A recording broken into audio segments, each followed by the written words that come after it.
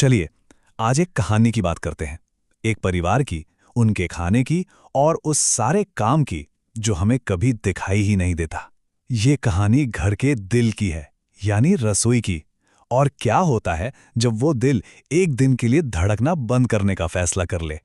ये शब्द हैं मल्लिका के, और बस इसी एक लाइन में उसकी पूरी कहानी छिपी है। देखिए, हम सबके लिए संडे मतलब आराम, छुट्टी, लेकिन मल्लिका के लिए, उसके लिए संडे का मतलब था और भी ज्यादा काम।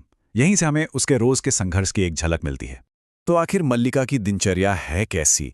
असल में उसकी रसोई कभी बंद ही नहीं होती।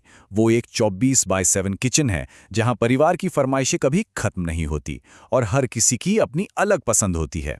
जरा एक छोटा सा काम लेते हैं, चाय बनाना। सुनने में कितना आसान लगता है ना, लेकिन मेहता परिवार में ये भी इतना सीधा नहीं है। सासू माँ को चाहिए बिना चीनी और कम दूध वाली चाय, तो ससुर जी को चाहिए एकदम कड़क, ज्यादा पत्ती, चीनी और दूध वाली। मतलब अपने लिए भी मिलाकर मल्लिका को एक ही वक्त पर 3 लोगों के लिए 3 अलग अलग तरह की चाय बनानी पड़ती है। और ये तो सिर्फ चाय की बात थी। रविवार आते आते तो फरमाइशों की जैसे बाढ़ ही आ जाती है।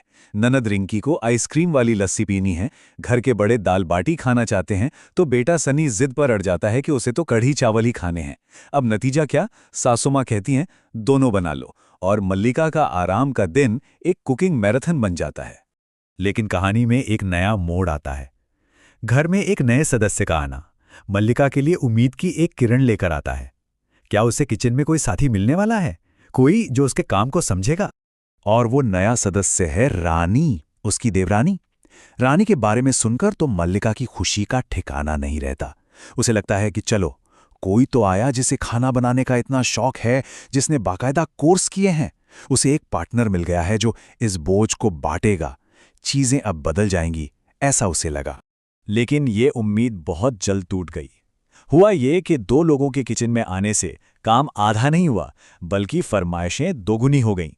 अब परिवार के लोगों के पास अपनी पसंद का खाना बनवाने के लिए 2 लोग थे। काम का बोझ तो उतना ही रहा, और तारीफ, वो तो पहले भी नहीं मिलती थी, अब भी नहीं। फिर एक और थका देने वाला रविवार गुजरा, और इस बार मल्लिका और रानी दोनों ही अपने सब्र के आखिरी पड़ाव पर पहुंच गईं।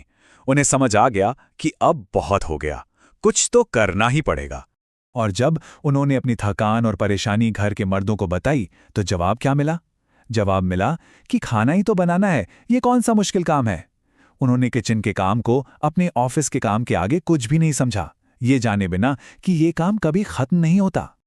और बस यही कहानी ने असली मोड़ लिया।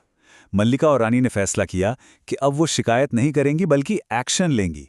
उन्होंने एक अल्टीमेटम दे दिया, हर रविवार रसोई से पूरी छुट्टी। और पतियों, जतिन और सुमित का आत्मविश्वास तो देखिए। उन्होंने इस चुनौती को बड़े हल्के में ले लिया। उन्हें लगा कि एक दिन किचन संभालना कौन सी बड़ी बात है। उनके लिए ये बच्चों का खेल था। तो अगला रविवार आया। दोनों भाई जतिन और सुमित पूरे जोश और आत्मविश्वास के साथ किचन में घुसे। वो ये साबित करने के लिए तैयार थे कि खाना बनाना कितना। पर उनका सारा आत्मविश्वास कुछ ही मिनटों में हवा हो गया। सबसे पहले तो उन्हें चाय पत्ती और चीनी के डिब्बे ही नहीं मिले। फिर प्याज काटने लगे तो आंखों में आंसू आ गए और मदद के लिए भागे। आटे में इतना पानी डाल दिया कि वो गूंथने लायक ही नहीं बचा। और रोटियां, खैर वो गोल तो बिल्कुल नहीं बन रही थी। और फिर जो हुआ वो देखने लायक था। किचन का हर काम बाहर लिविंग रूम में शिफ्ट हो गया। कभी गीला आटा लेकर बाहर आते तो कभी जली हुई सब्जी। हर छोटी बड़ी चीज के लिए वो दोनों भाग भाग कर मल्लिका और रानी के पास मदद के लिए आ रहे थे। और इस पूरे तमाशे को देख रही सासू माँ ने जो कहा वो एकदम सटीक था। उन्होंने कहा, ये तो रसोई के बाहर एक और रसोई बन गई है। आधा काम किचन में हो रहा था और आधा लिविंग रूम में। उनकी एक लाइन ने पूरी स्थिति को बयां कर दिया। उस एक दिन के संघर्ष के बाद घर के मर्दों को पहली बार उस काम की हकीकत का एहसास हुआ, जिसे वो इतने सालों से मामूली समझते आ रहे थे। वो एक दिन उनके लिए एक बहुत बड़ा सबक था। जब दिन खत्म हुआ तो किचन का जो हाल था वो उनकी नाकाम कोशिश का सबूत था। गंदे बर्तनों का ढेर, जमीन पर फैला आटा और मसाले, हर तरफ कचरा। वो साफ सुथरी रसोई अब किसी जंग के मैदान से कम नहीं लग रही थी। और इस बिखरी हुई रसोई को देखकर आखिरकार दोनों भाइयों ने अपनी हार मान ली। उन्होंने यौम किया कि जिस काम को वो इतना आसान समझते थे वो असल में बहुत मुश्किल और हुनर का काम है। ये कहानी हमें एक बहुत ज़रूरी बात याद दिलाती है। सहानुभूति या हमदर्दी तब पैदा होती है जब हम खुद को किसी और की जगह रखकर देखते हैं, या इस मामले में उनकी रसोई में जाकर देखते हैं। ये हमें उन अनगिनत कामों की कीमत समझने के लिए मजबूर करती है जो अक्सर हमारी नज़रों से ओझल रहते हैं, पर जिनके बिना हमारा काम नहीं चल सकता।